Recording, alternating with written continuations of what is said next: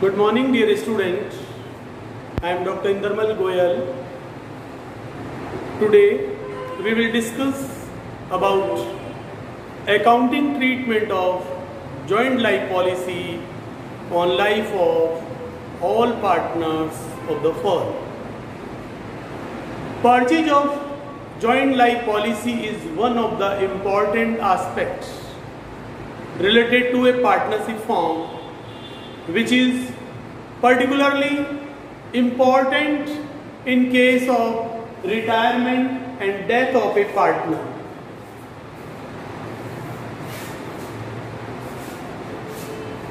When a partner is expired, in that case, the total amount of capital invested by him in the firm becomes due for payment.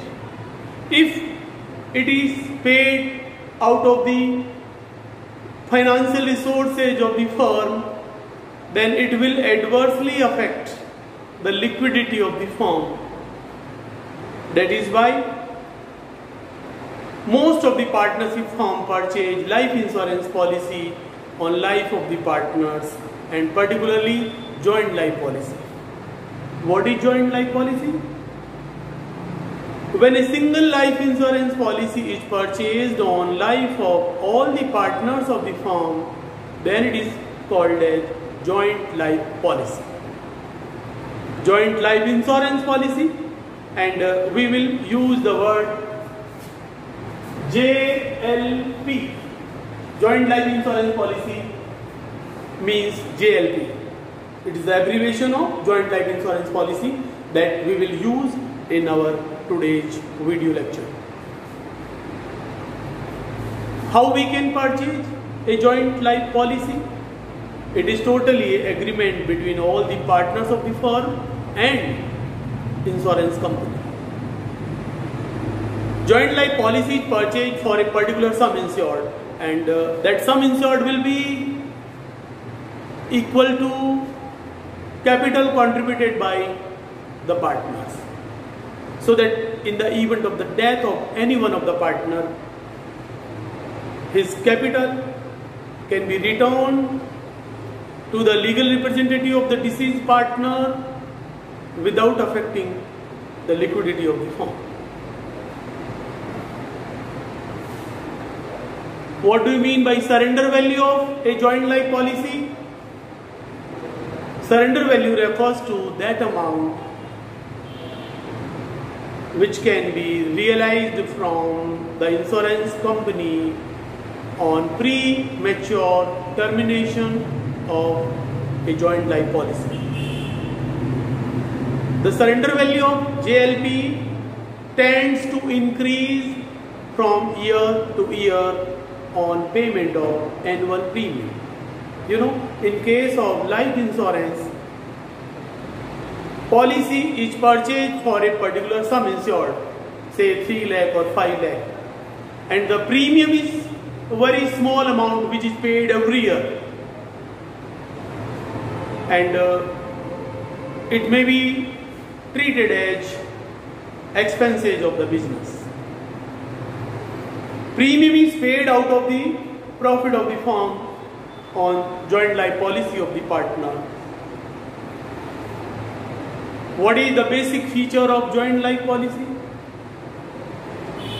The basic feature of joint life policy is that it is mature on death of any one of the partner of the firm who are covered by the joint life policy.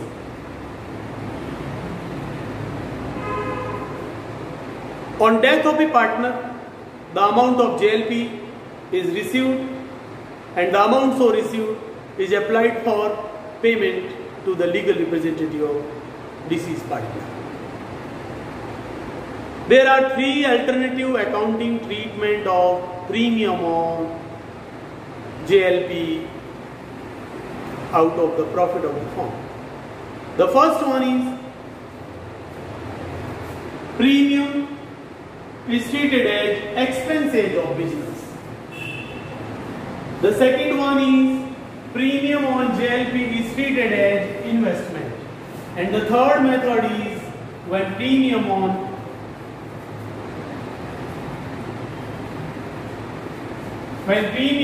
JLP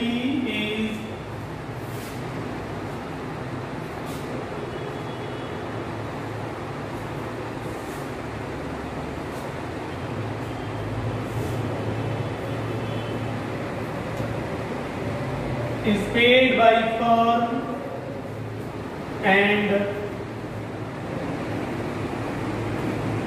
joint life policy reserve account. Joint life policy reserve account is created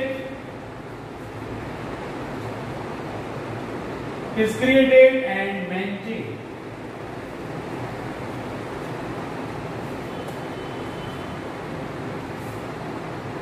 JLP reserve account.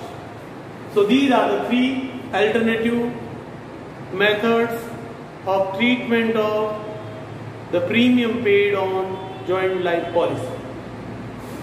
First one is premium on JLP is treated as expenses of the business. Second one is premium on JLP is treated as investment of business. And third is JLP reserve account is created and maintained.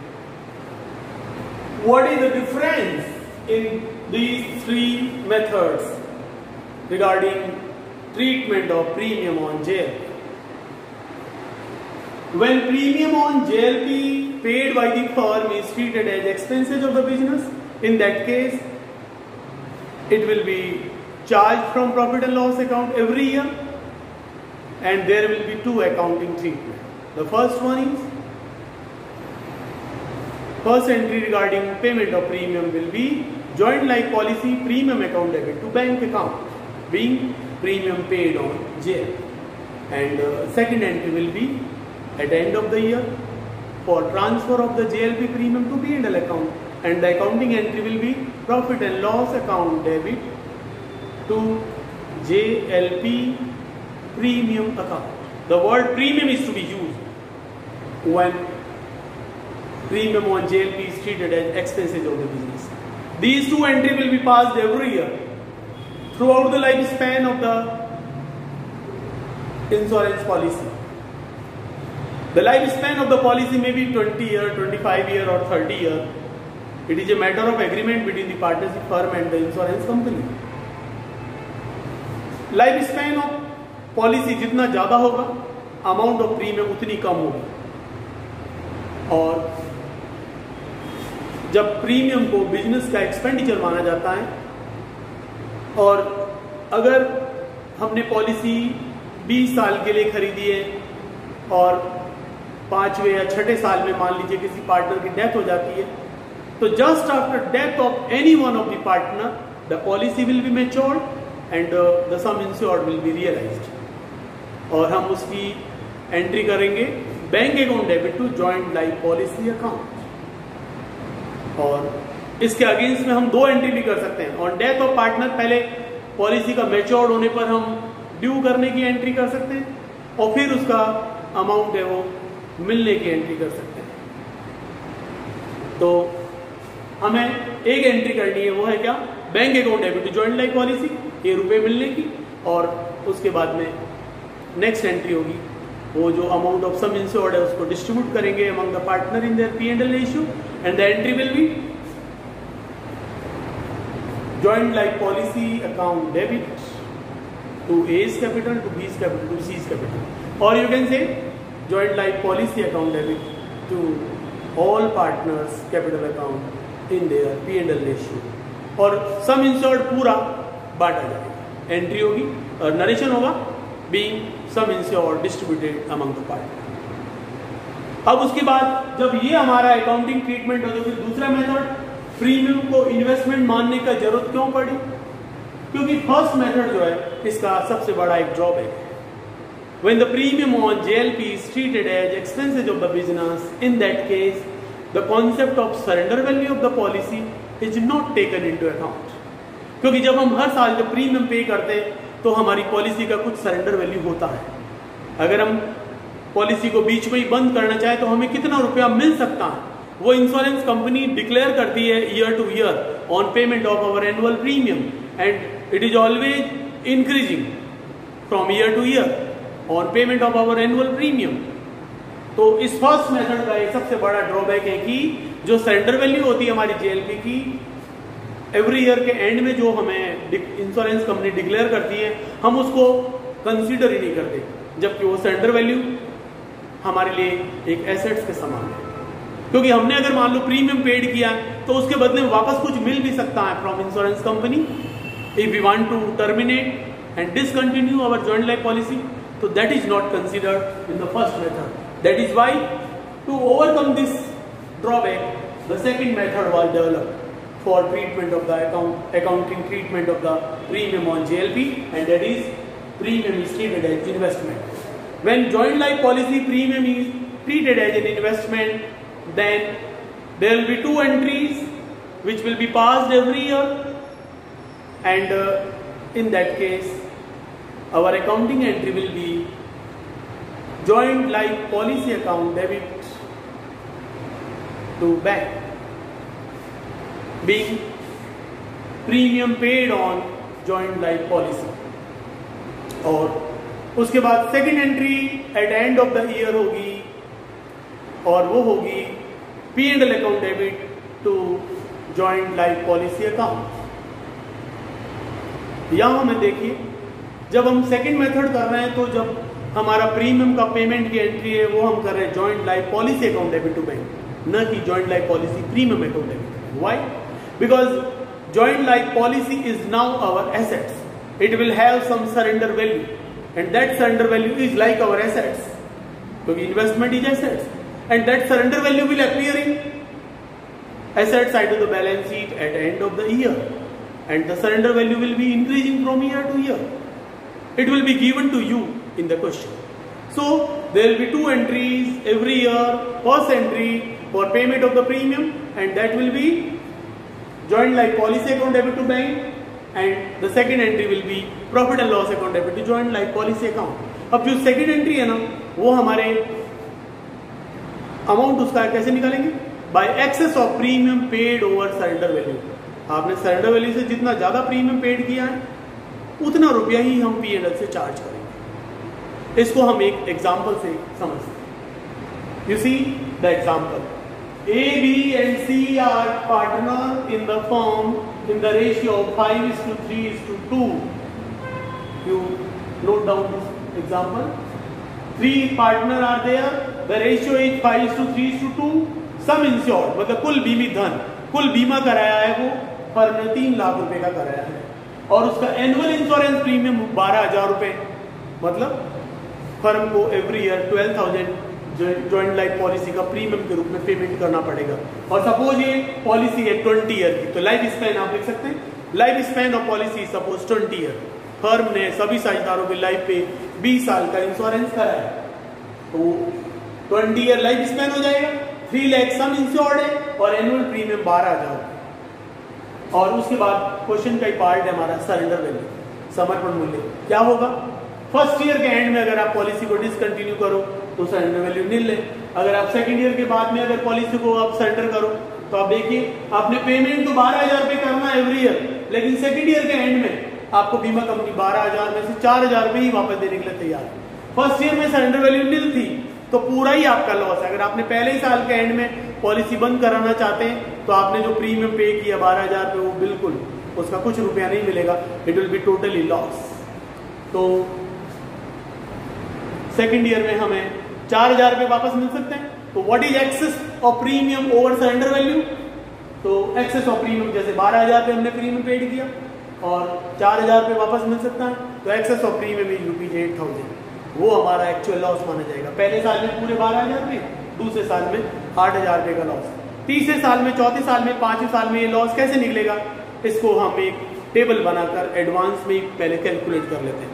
एक तरीका तो एक हम account बनाए और account में जो surrender value होती है ना वो इंश्योरेंस पॉलिसी अकाउंट में ना बाई बैलेंस ईडी करके पहले लिख देते हैं, फिर बाई P&L की अमाउंट जो P&L से हमें चार्ज करना है एक्सेस ऑफ प्रीमियम वो बैलेंसिंग फिगर से आता है। लेकिन मैं आपको इसके लिए एक टेबल बना के बताता हूँ कि जो अमाउंट हम excess of premium paid over surrender value जो हम इन्वेस्टमेंट के कंसिडर केस में निकालेंगे वो कैसे कैलकुलेट होगी, उसके लिए मैं आपको एक टेबल बनाना बताऊँ। एग्जाम्पल यही रहेगा, फर्स्ट ईयर के एंड में सरेंडर वैल्यू 3 नील है, सेकंड ईयर के एंड में 4000 पे सरेंडर वैल्यू है, फिर आप देखो थर्ड ईयर के एंड में 9000 होगी, फोर्थ ईयर के एंड में सरेंडर वैल्यू बढ़ के 18000 हो गई इन टोटल, फिफ्थ ईयर के एंड में सरेंडर वैल्यू है 28000, और सिक्स्थ ईयर के मिडल में ना एक पार्टनर बी है, इसकी डेथ हो जाती है, तो फिर अकाउंटिंग एंट्री क्या होगी और excess of premium over surrender value क्या होगा, उसका कैलकुलेशन हम कैसे करेंगे।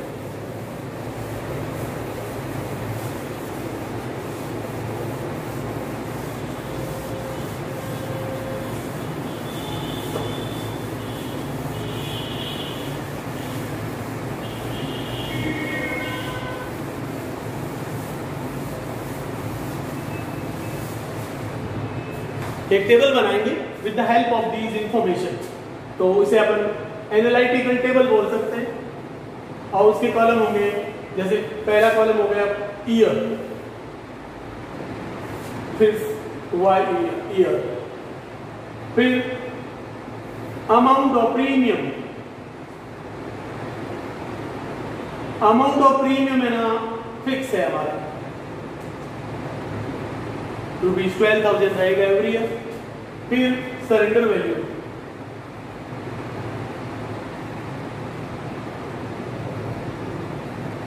थर्ड कॉलम में सरेंडर वैल्यू कितना है वो हमें क्वेश्चन में दिया हुआ है।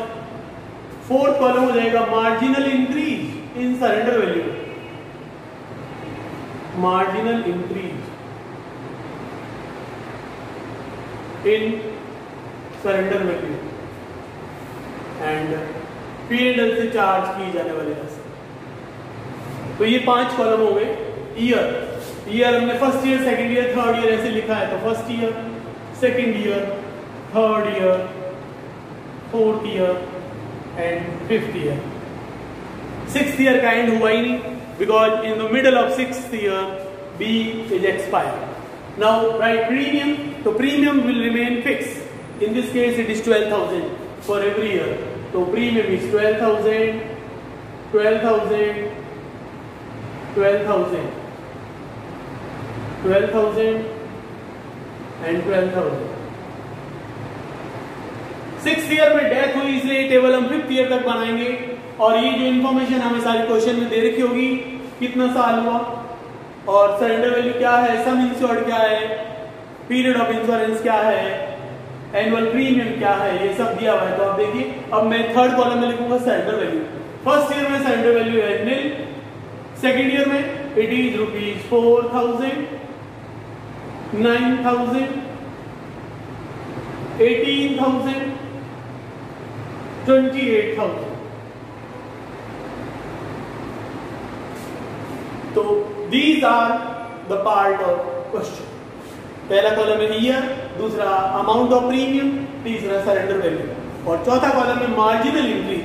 मार्जिनल इंक्रीज मींस पहले साल से दूसरे साल में कितना अमाउंट बढ़ी, वो इंक्रीज मार्जिनल इंक्रीज कहलाता है। फिर दूसरे साल के कंपैरिजन में तीसरे साल में सरेंडर वैल्यू कितना बढ़ी, दैट इज मार्जिनल इंक्रीज। तो इसमें कैलकुलेशन कैसे होगी, अब देखिए पहले साल सरेंडर वैल्यू नील है, फिर देखो 0 से 4,000 हुआ, कितना रुपए बढ़ा, टोटल 4,000 रुपए से बढ़ा है। तो सेकेंड ईयर में हमारा मार्जिनल इंक्रीज 4,000 है। फिर थर्ड ईयर में आप देखें 4,000 से ये 9,000 हो गया, 4,000 से बढ़ के 9,000 हुआ, तो कितने हजार से बढ़ा, 5,000, तो ये 5,000।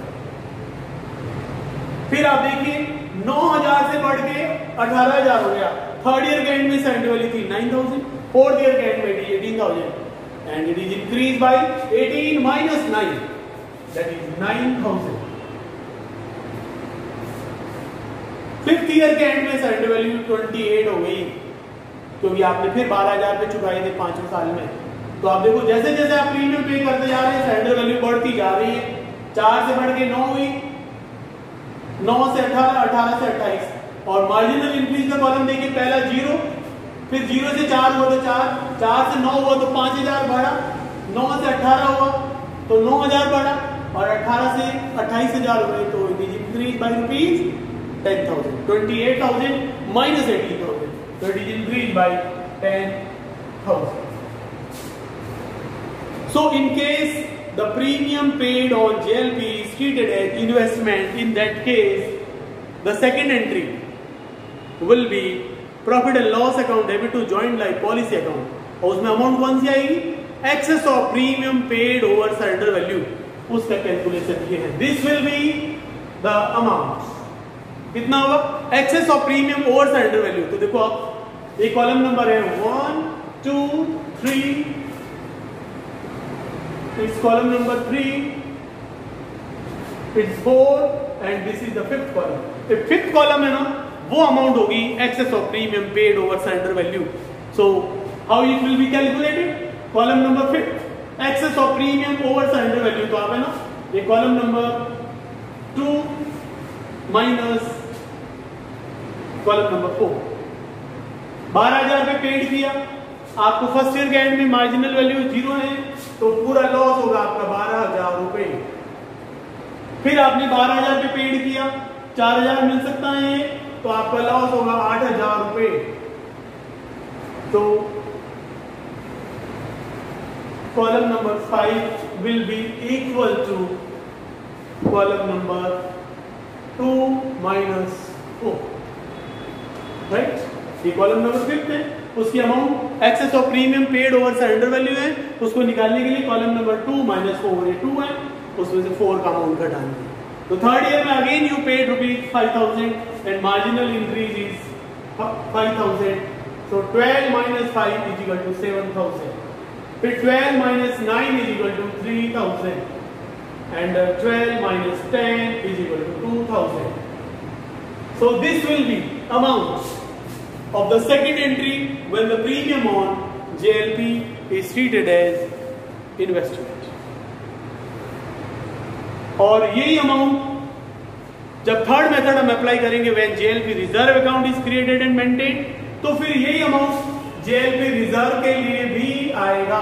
This same table will be prepared for the third method also. अगर आप ये टेबल पहले से ही बना लेते हैं, तो हमारी जब जर्नल एंट्रीज बनानी हो तो उसका अमाउंट कैलकुलेट करना it will be really very easy for you. Now preparation of account. अगर हम प्रीमियम को बिजनेस का एक्सपेंडिचर मानते हैं, तो ऐसी स्थिति में joint life policy account firm की बुक में कब ओपन होगा? Only in the year of death. Bank account debit to joint life policy account, amount होगी रिसीव्ड होने पर, डेथ होने पर, और सेकेंड एंट्री हो जाएगी joint life policy account debit to A's capital, to B's capital and to C's capital. So now what will be the presentation in the joint life policy account in the first method and in the second method. So you see the table, you prepare this table first. It will be applicable, it will be useful for the last two method of accounting treatment. हमारे premium on JLP के accounting treatment हमने 3 बताए थे. पहला था premium treated as business expenditure, उसमें ये table की जरूरत नहीं है. लेकिन दूसरा जो है premium treated as investment of the business, उसमें भी ये टेबल हमारे काम आएगी सेकेंड एंट्री का अमाउंट निकालने के लिए. और जब हम थर्ड मेथड करेंगे when JLP reserve account is created and maintain, तो जेएलपी रिजर्व क्यों मेंटेन करेंगे, थर्ड मेथड की जरूरत क्यों पड़ी, उसके लिए हमारा जो सेकंड मेथड के कुछ ड्रॉबैक है. What is the drawback of the second method? आप देखिए, हम प्रीमियम तो पेड कर रहे हैं एवरी ईयर 12,000 पे, लेकिन पीएनएल से जो राशि चार्ज कर रहे हैं वो पहले साल 12,000, दूसरे साल में 8,000, फिर 7,000, फिर 3,000, फिर 2,000. तो this is the drawback of the second method. When the equal amount of premium is paid every year out of the profit of the firm, but we are charging different amount from the profit and loss account. So it is difficult to calculate the correct profitability of the firm. That is why we have to develop the third alternative accounting treatment of JLP, and that is creating and maintaining joint life policy reserve account. In the third method and in the JLP reserve account there will be 3 entries. First entry होगी joint life policy account debit to bank, premium paid करने पे. फिर second entry वही होगी P&L account debit to JLP reserve account, यानी कि whatever amount of premium is paid 12,000 वो JLP reserve में ट्रांसफर हो जाएगा. और थर्ड एंट्री होगी JLP reserve account debit to JLP। तो यहाँ ये 3 एंट्री होगी। In the third method there will B 3 entries every year. First entry for payment of premium 12,000 रुपये का, second entry for the transfer of the amount of premium to P&L account. तो 12,000 रुपये premium paid किया और 12,000 रुपये आप P&L से every year charge करोगे, ताकि हमारी जो सेकंड मेथड में जो कंप्लेन थी वो हमारी रिजॉल्व हो जाती है। इसलिए थर्ड मेथड को बेस्ट माना जाता है account as a accounting treatment of the premium paid on JLP। Why? Because in the JLP reserve method the premium paid on JLP is debited to P&L account by the same amount. तो फिर ये जो difference होता है उसको कैसे adjust करते हैं? वो JLP रिजर्व अकाउंट में मेंटेन करते हैं। और इसलिए हमारी थर्ड एंट्री जो होती है वो होती है JLP reserve account debit to JLP account, और उसकी अमाउंट थर्ड एंट्री की ये आएगी। और in the third method we have to prepare 2 account, that is joint life policy account and joint life policy reserve account. Joint life policy account एक assets का account है, उसका बैलेंस डेबिट होगा और सरेंडर वैल्यू से उसका balance हमेशा रहेगा, और जितना सरेंडर वैल्यू का डेबिट बैलेंस होगा JLP अकाउंट में उतना ही क्रेडिट बैलेंस होगा JLP रिजर्व अकाउंट में every year. JLP reserve account opening balance will always be credit and JLP account being assets, so its all debit balance will be there at beginning of each year। तो ये third method में JLP account and JLP reserve account simultaneously बनेंगे। इन तीनों method से related इस example को solve करके पूरा जो मैंने आपको ऑलरेडी जो नोट्स भेजा है JLP से रिलेटेड, और उससे आप प्रॉपर और समझ पाएंगे। और हमें यहाँ अकाउंट बनाना है तो जॉइंट लाइफ पॉलिसी अकाउंट बनेगा फर्स्ट मेथड में। और कैसे बनेगा? Bank account debit to JLP 3 lakh रुपये। तो जॉइंट लाइफ पॉलिसी अकाउंट में लिखोगे आप बाई बैंक, जब रुपया मिलेगा 6th ईयर में 3 लाख। और second entry joint life policy account debit to A's capital to B's capital to C's capital, पूरे 3 लाख रुपये बांटेंगे।